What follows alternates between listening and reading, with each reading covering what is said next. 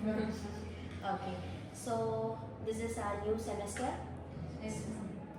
new subject, and we have already seen our topics on soil moisture forms under irrigation and drainage engineering. Am I right?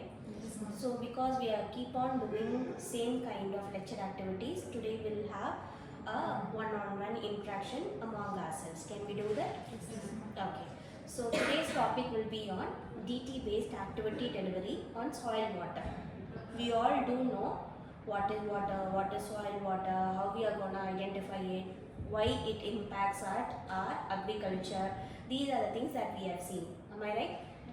So while I want you all to think on other shoes, okay? Think yourself as a farmer and think on other shoes.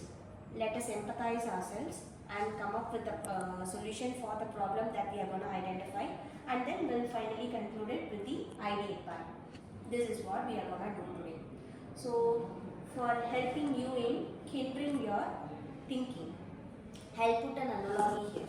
Okay, think there is a sponge. Okay, so the sponge is in very dry condition. I have a bucket full of water. I'm going to immerse it. What will happen now? It will absorb, it will get moisturized. Am I right? So same sponge I'm picking it out. After 5 to 10 minutes, I'm again putting it in same bucket. What will happen now? Whether it will absorb that water very eagerly? Will it do? No. So that's the difference between your saturation and your field capacity. So that means if already it is saturated, the excess water is not going to be absorbed. So this is how the soil water plays a major role in irrigation. Okay. So why we have come up with this analogy, I want you to know the difference between what is soil water and how we can utilize the soil water for the greater impact in agriculture. Can we do that? Yes. Over to you. So first of all, soil water refers to a type of water. It is present between the spaces in the soil verticals. It can be in ground or irrigation. So then it is like we can. So general water means water. It can be found places like rivers, ponds, oceans, and etc. It can be mainly used for drinking purposes, industry purposes, and domestic purposes. A crop cannot access directly this general water by its own until it is up to the soil. Yes, cannot be used by each and every crop. So what is necessary for us? We have to pick up the correct soil moisture. That is soil water alone we have to be picked up. So whether that soil water will be available for every crop, is that so? So is there any idea among you? Yes, ma'am. Next part is definition part. First one is gravitational water. Gravitational water is nothing but a gravity-fed water system. It is stored in higher level like hill, elevator water tank or tower.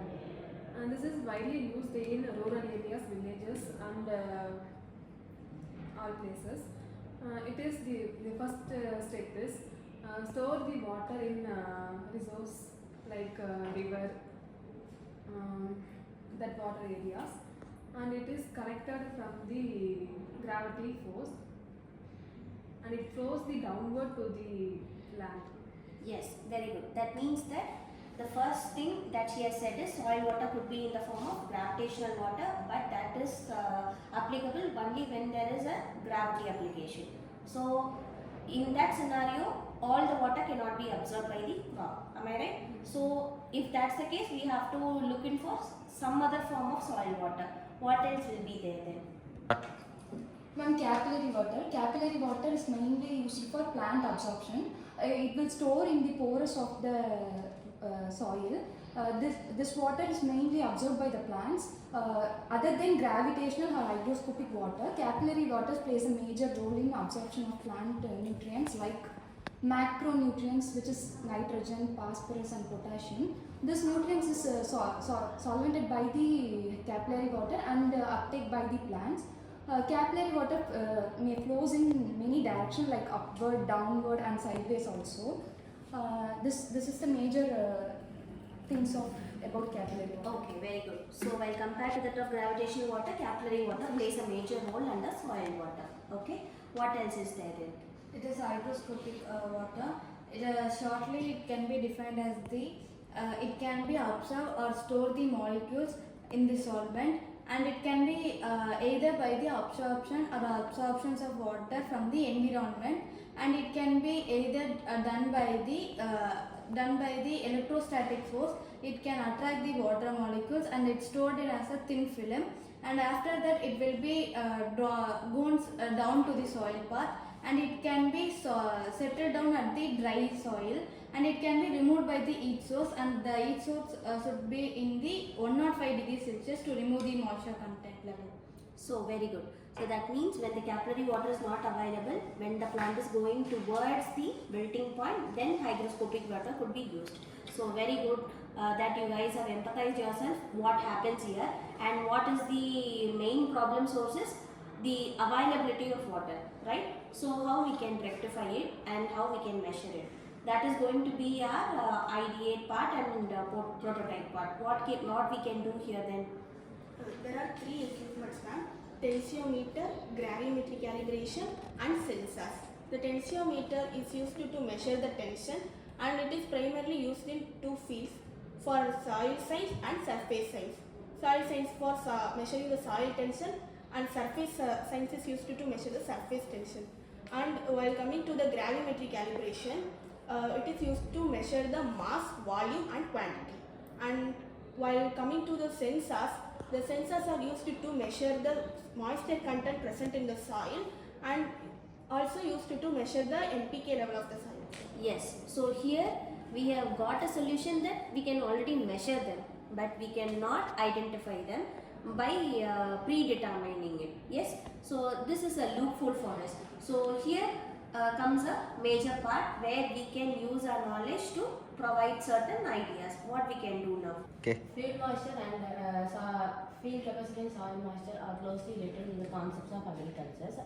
Soil moisture means that refers to the water present, water present in the soil post to the plant, but excess water has been removed. Then the field capacity refers to the rain and irrigations have happened. After the rainfall, the excess water has been expels, and then high moisture content has done the water logging, and the low moisture content has affects the soil water stress, so as the major field capacity and soil moisture. Yes, very good. So that means that we have already identified how we can predetermine it by identifying field capacity and saturation capacity. With that help, we can automize it and we can provide a solution with the help of irrigation scheduling. So this is how we can improvise the crop yield through irrigation scheduling. This is what we have seen today. So as far as I know, from a problem we have given a solution. That solution could be utilized with the help of recent technologies. So by the next class, maybe we can try to create one automated irrigation scheduling with the help of the tool that we are doing in our class, and then we'll come up with the solution for it. Can we all do that? Yes, ma'am. Okay. See you at the next class? Yes, ma'am. Thank you.